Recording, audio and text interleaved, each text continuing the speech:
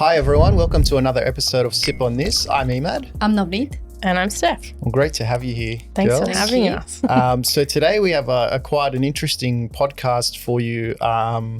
We are basically running through a lot of local SEO stuff, some really talked about topics. I know it's a big space right now, and there's a lot happening in local SEO. Everything changes Always. quite a lot. Yeah. So it's been it's been something that always evolves in our agency, and I would say it's probably one of the most important strategies that we sort of adopt with a lot of our clients. I agree. To kick things off, Nav, I think one of the main things we have is we have a lot of clients on board that are multi-store businesses. Right. That is always a massive challenge in SEO, right? Right. Right. And how do you go about managing that? Like what are some of the core challenges that you see with multi-store businesses from an SEO optimization standpoint, more so from a technical standpoint? Yeah. So when it comes to local, it sounds simple, but it is more technical and challenging. So what does that mean is there are so many challenges, but the biggest one for me is maintaining the information. Yeah. So as we all say that consistency is the key for the success for local SEO. Yep. And in order to keep the information consistent, we have to deal with the search engine and the information from client, and then you see the citation. Yeah. Now, how do we maintain those information is a challenge. Yeah. Sometimes there are actual hours change.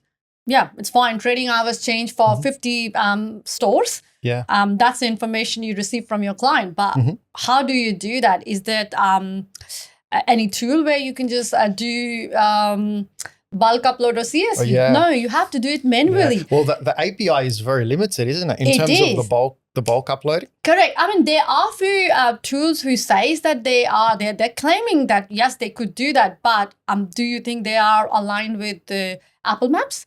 Are they aligned with Bing Places? Yeah. Are they aligned with Google My Business? Yeah, so it's really about the tools at the moment that are on the market to manage multi-store businesses for local. They don't stretch across all the map platforms, and that's the main challenge. Correct. Yeah. So this is what I feel like. It is. And what about from a content perspective, Steph, with like multi-store businesses?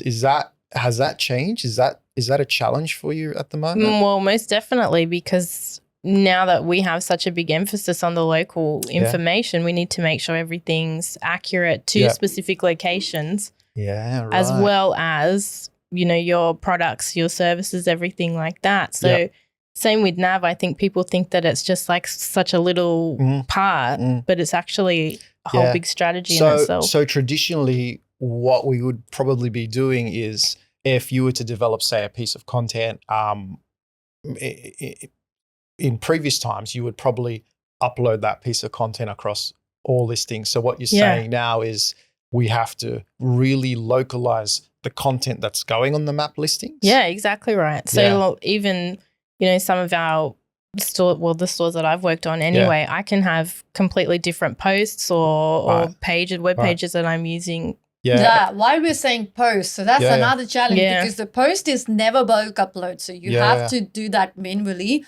And then in order to keep up with the ranking and things like that, so you do have to do that. So again, as I said, it's quite manual. The challenge, another challenge I would just mention there is it's more like prioritizing. Yep. So you have national SEO and at the same time you have local SEO for those stores. So where do you prioritize things? Yeah, I get it. And from when you moved, Steph, to sort of customizing the content per location, for example, if we had a specific location in the eastern suburbs, say Bondi, for example, a specific location out west, you would have different pieces of content going out to those locations.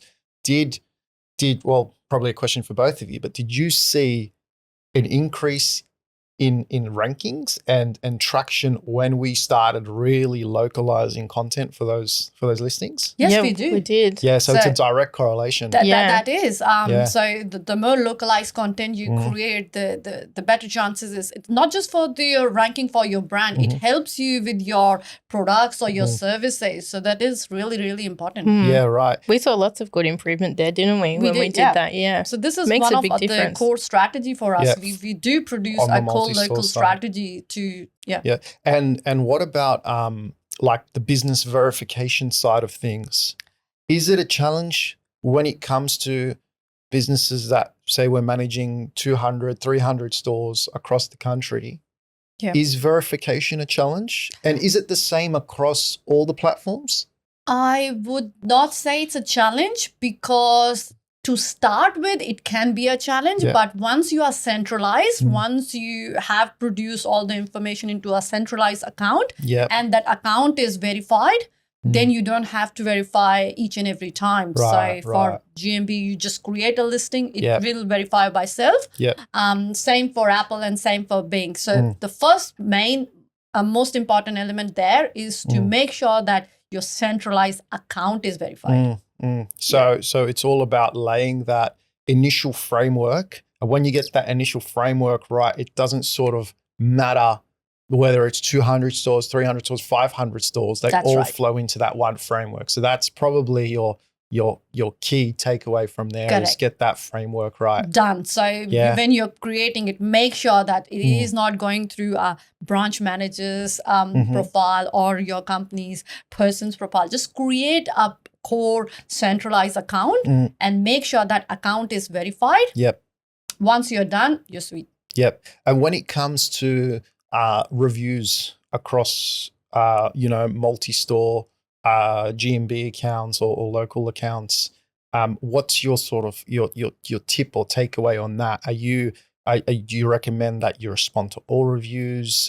Is that the best way to approach them? At least you should reply as a thank you for all the reviews. And again, whether it's a positive or negative review, as a brand, we should always reply to that. And if it's a negative, don't worry about the negative sentiment. It's always good to just go to the person and just try to get more information and resolve it. Yeah, and I think that probably flows with proactiveness on the listing increases the ranking, and you probably see that in the content front, right? Yeah, for the absolutely. listings you post a lot of content on and you update a lot of posts on. That's been a direct correlation for you, Steph? Yeah, absolutely. So the more that you interact with the account, the more to a viewer that looks legit and that it kind of corresponds with your website as well. Right. Interesting. Okay.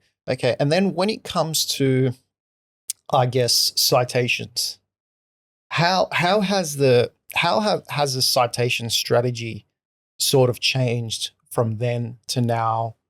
And from I'll touch on the content side of it as well, Steph. But what are the biggest changes that you're seeing from a technical standpoint when it comes to citations and increasing rankings on local? Very good question. So when we started, what we used to do is like you go for a 50 million citation. I'm just saying million because we used to go back in those days. Back in the old days, it was volume, right? Correct. And there was no emphasis on quality.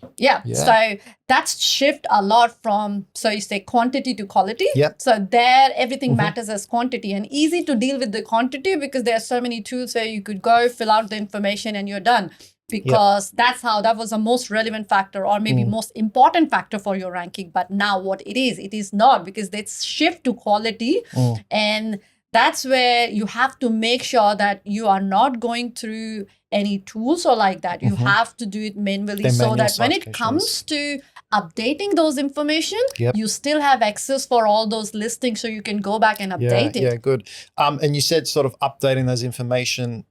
What's the core information sort of categories that you need to keep up to date? What's the most important ones there? So when it comes to local, we call it NAP. So name, address, phone number. So those things, those three are the bare minimum to keep it consistent. Yes, there are other information as we are changing. So we have business hours, we have categories, we have URLs and all those information. Yes, we should make sure that we are updating all those so we are relevant and consistent. The more consistent we are, the higher chances we rank. But the most important ones are NAP, name, address, and phone number. Sure. And is it proven that a lot of the larger citations, do they often send signals back to Google? Yeah. So Google takes signals from all the local business listing and submissions. So the more listings you have, the higher chances for you to rank. But at the same time, the more inconsistency you have, the higher chance you will not rank on the local pack 3. Right. So when you're saying back in those days, there was all space for the map. Now they just keep on updating and improving. So now we deal with the local pack 3. What that is, like just 3 listing for you to deal with. So you need to make sure that you are as consistent possible so you'd rank there. Yeah, and just for our viewers, maybe just explain what local pack 3 is. It's the top 3 listings on Google, right? Correct. So after your ad, so the 3 map listings are called local pack 3. So once you are there, you're there. If you are not there, then you are relying on national SEO. Yeah, for sure, for sure. And Steph, from your end, when it comes to the local content strategy, how has that changed, and what are the biggest challenges you're seeing on that front, like in terms of how you align that with, citation building and all of that? So that again probably comes back to consistency with everything across your website and your GMB profile. Sure. But that's changed heaps over the years. Like when I first started, it was just about creating content on a page. It didn't matter what it really said, just as long as you had words on the page. Because and correct me if I'm wrong, but the industry sort of went through a phase where just create suburb pages, create region pages, and doesn't matter about the quality of that content, right? Exactly right. How do you ensure that, like, what's your process in developing content for those pages, and how do you keep it fresh? Like, how do you determine the kind of content that should, for example, go on a Bondi page versus a Penrith location page? What's your thought pattern behind that? So they're obviously going to be 2 completely different suburbs. So the area needs are going to be completely different. Right. The people who are living there, the services and products that they want are going to be completely different. So that all comes into the strategy of what we're researching when we create the content to create the best piece possible. And then that is reflected through the products and services that we'll offer as well, making sure that everything is local to the area. So I'll do as much research as I can to make sure I'm almost like a local too. So I'm putting all the little insider information, bits and pieces that other people may not put in to make it, and seem like we come that, from there. And if you look at that, so we're talking about like store businesses, right? So those stores have priority. So they might be serving 20,000 product, but the 10 or 15 are most relevant for Penrith, and another 10 or 15 is most relevant for Bondi. So we can't just go as in top level and just say this is the top 10 featured product or something like that. So this is for Steph's challenge maybe there is to just make sure you deal with all the managers, store managers, and getting enough information so that when you're producing the content, you're producing for that store. It's relevant for them. Correct. And is it common, Steph, that you interlink products in different services in the location page? Yes, all the time. I'm going to link as many products and services as I can within your local page. And just as long as they're sort of relevant, of course, relevant to the location. That's quite a big challenge to always keep that fresh, because like you would have to spin a different angle for every location. And then what about if the suburbs are really sort of close to each other? That would pose it's a whole bit of a challenge in itself.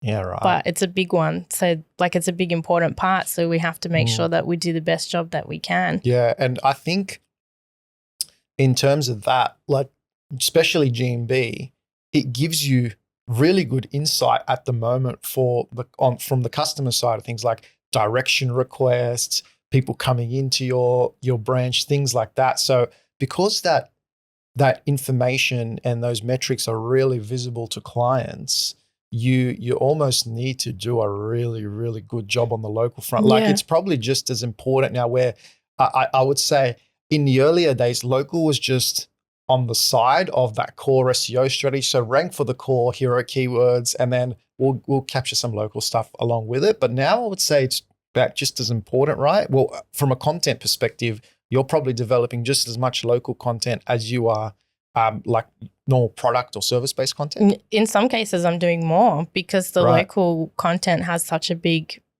strategy. It's a big strategy, isn't it? Yeah, I mean, see, a product, it's easy. You create a content for a product once and that could stay for long because the product information never changed that often, or the services information doesn't change that often, but the local page information changes. So imagine today you're serving one service and tomorrow your client is not serving that service, or that product is no more important and relevant, but you have to keep up with the information because then you have to update it. So it's a never-ending strategy. Even when you think you're done with one page, it just keeps coming around. It never ends. Yeah, because it's like local searches, although a single location might be low volume, group 100 of them together and you have something there, right? And a really localized searches, from what we see anyway, when we look at the data, they probably translate into a better,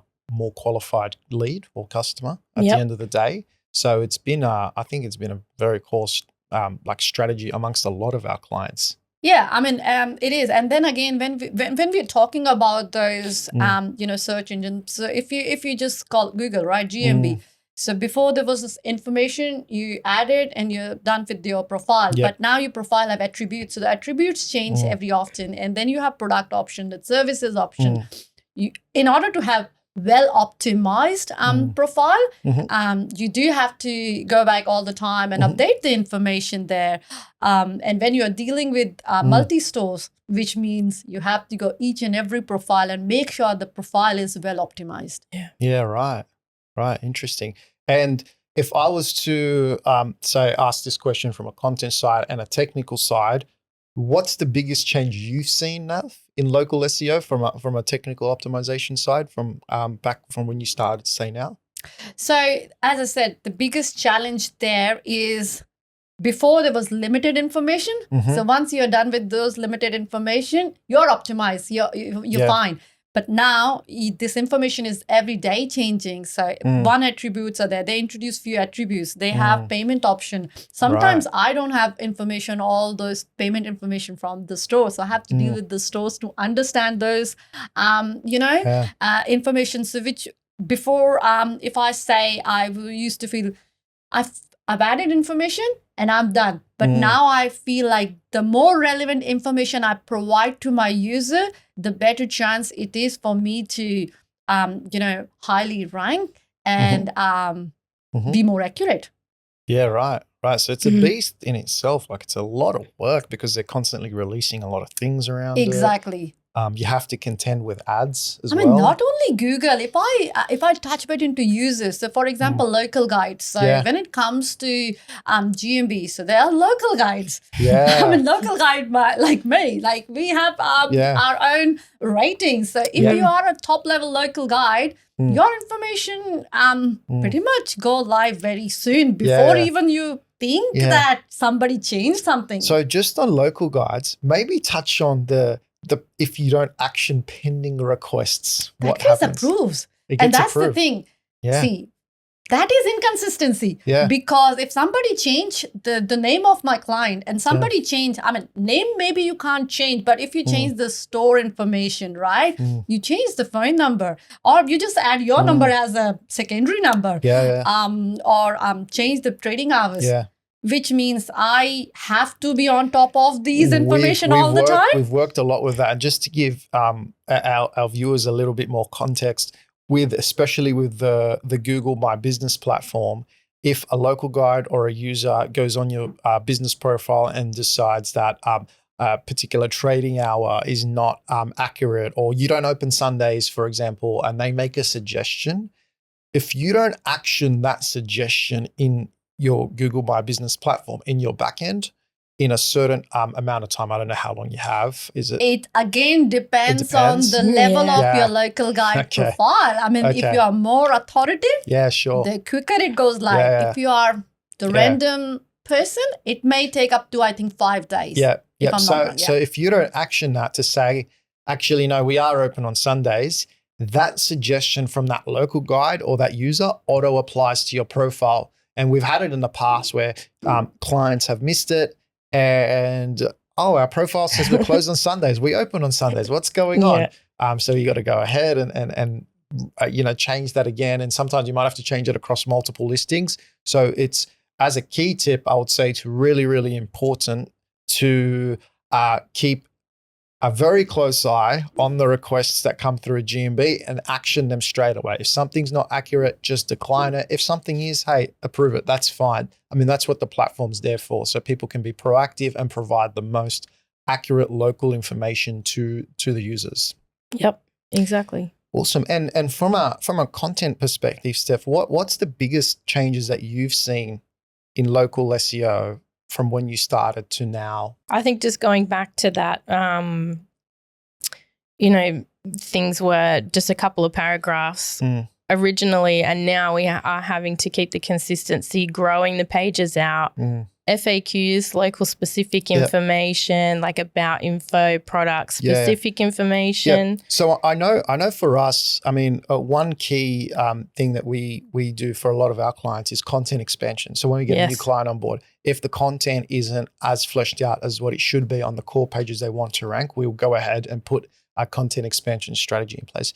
Do you do that for local listings as well? For local pages, sorry, not listings. We do, of course. Right. So as I was just saying, like, you can't get away with just a paragraph or two anymore of content. Like, content plays such a big role in your local SEO strategy. So we really flesh it out a lot, and it's something that we will continually keep doing. Yeah, and it needs to be quite useful content, right? Like, we went through a period where people were just spamming pages with a lot of local content that really means nothing, right? But and no one would be reading it. No. But now it's more of, you need to provide a lot of value to the user on those local pages, right? It has to be useful information that people want to read, that is useful to your brand and what people are researching, and specific to the location as well. Yeah, quite challenging from like an ideation perspective, right? To keep coming up with those ideas. It is. That's why you never finish it, because even when you think you've got it somewhere really good, if it's still not performing as well as it could be, what tweaks can we make? How can we improve this content to make it better for the users in general? And how do you prioritize which regions or suburb pages to hit first? So that's again, so there are two ways to do. One is you could, if you have to decide, then you could go based on the volume of those suburbs. So how many people around those suburbs. If the suburb is like a normal small region, there's no enough volume. And also search volume? Search volume, yeah. But again, maybe that is not aligned with your client's requirement, because your client may say, actually, these 5 locations are most important for me. Yeah, the volume is not there, but these are the core location for my business. So that's how you prioritize the work close with your client and make sure that you're getting enough information to prioritize the location. Because, and this is something I would say, it's a good tip, because as an SEO, I may feel the volume is important. If the more volume I'll give it to you, you'll be super happy. But as a client, you may care more for the most important store for you rather than volume. And if you're doing your initial research, especially from a content perspective, Steph, like if we have a particular, like a new client that might come through the agency, we're doing a whole SEO strategy, we're doing local. You can get a pretty good idea initially on what are the key suburbs by just looking at the competitors and how much effort they've put in their content. 100%. Yeah. Yeah. That's one of the first places that I always go. I'm always seeing what everyone else is doing. Look at the competition. Look at their content. If it's very visible that they've put a lot into that content, then that is a page or a suburb that would have a lot of like commercial intent behind it. So it would generate a lot of business for that particular competitor. In saying that, in addition to that, where you could also take that a little bit further is you look at the CPC data. So, for example, if you had a particular, industry, say videography, for example, and you had videographer Bondi. If the CPC on that, the cost per click was $10, it's quite high. You know that there's a lot of people bidding on that keyword. So that keyword has a lot of commercial intent. It's obviously generating business for those customers or for those competitors.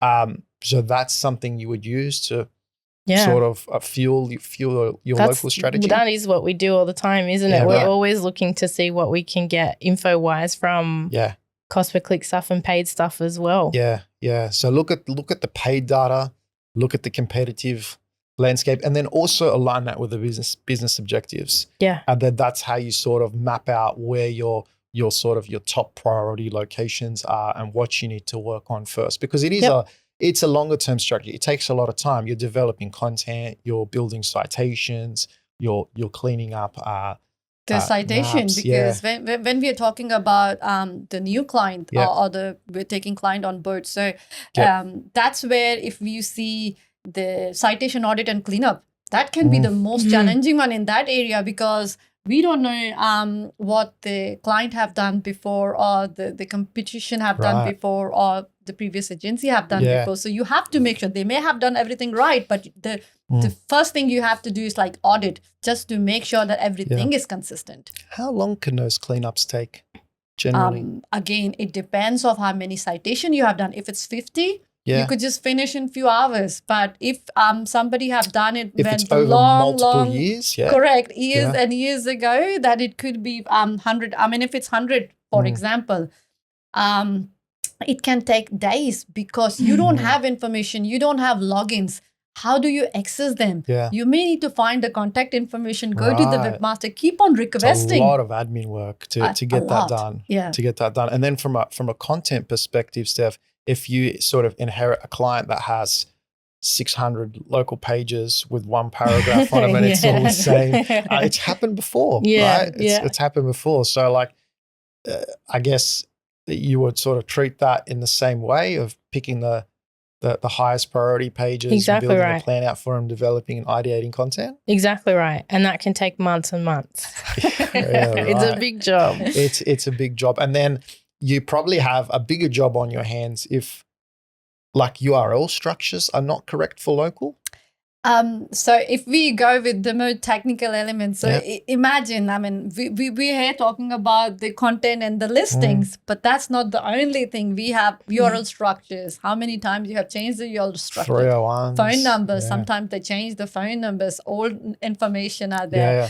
The how many redirection already done, the loop of redirects. How many times have we ran into clients who have had multiple redirect loops? So for our viewers, a redirect loop is when a redirect is implemented to say redirect page A to page B, but then a year later, page B gets redirected to C, and then C gets redirected to D. Yeah. And then you come in and inherit that, and you're like, what is going on here? Yep. That's a challenge, right? That is, again, so it requires lots of research to figure out those information, because it's not just easy. We could just say, redirection is done. But how many times? When it comes to like developing the URL architecture for local, are you looking at the top competitors to see what's working for them and try and match that, or do you try and come up with a better logic? What's your thoughts around that? I mean, it always different based on industry. So some industry, it could be easy, because if your competition are doing something and it is working for them, the first source you may feel like, let's try that logic, because it is working. So if things are working for you, likely it will work for me. But some industries, it's not the case. Some industry requires more deeper thought is, for example, real estate. Real estate, you can't just simply go with the suburbs and thing. You have to look for the category thing, the information. And based on that, you come up with your own plan. What's the folder structure should look like? What's the end URL should look like? So for the URL, if I say, it's purely depend on the industry. And based on industry, we come up with the logic, like what logic should work for this industry. Yeah, right. And then I guess, not to open a whole kettle of fish around sort of URL architecture, but it is common that we inherit some clients where they have like dynamic location URLs, where it's like question mark equals on the URL structure, and they're not like hard indexed pages. They're dynamically created. That causes big issues as well. Correct. So and that's this is requires a bigger cleanup there. So when it comes to cleanup, so if it's a dynamically generated pages, can create duplication issues for you because it's keep on generating. So you face two level of challenge there. Yeah. One, it may not index. Yeah. The second one, if it's indexed, then it could be multiple version of the pages, and that create duplication. So one or another. And that goes past like there's a search console crawled but not indexed. That's basically telling your users that Google's crawled this page, but they haven't indexed it because they don't deem it relevant enough, or they're getting the same information from the competitors. They don't see a reason to index that page. Correct. So that's very, very common. And then you have the duplicate content issues, right, Steph? That's always a big thing for you. Yes. Yeah. Okay. Cool. And just to wrap things off, if I was to sum local SEO, and I'll phrase the question from a content and from a technical perspective, what's the hardest part of your job, Steph, when it comes to local SEO? I would say keeping it relevant, keeping it specific to your locations, and also trying to consider your products, your services, whatever the client is trying to achieve. And doing it on scale, right? Yes. Yeah. It's always on a big scale. Yeah, okay. And what about yourself, Nav? What's the hardest part of your job when it comes to technical? For me, it's always consistency. So everybody says keep information consistent. Yes, we will. But how? Like there's so many platforms to deal with. There's so many information comes up. So how do we keep things consistent? That is most important and most challenging. Yeah, it is.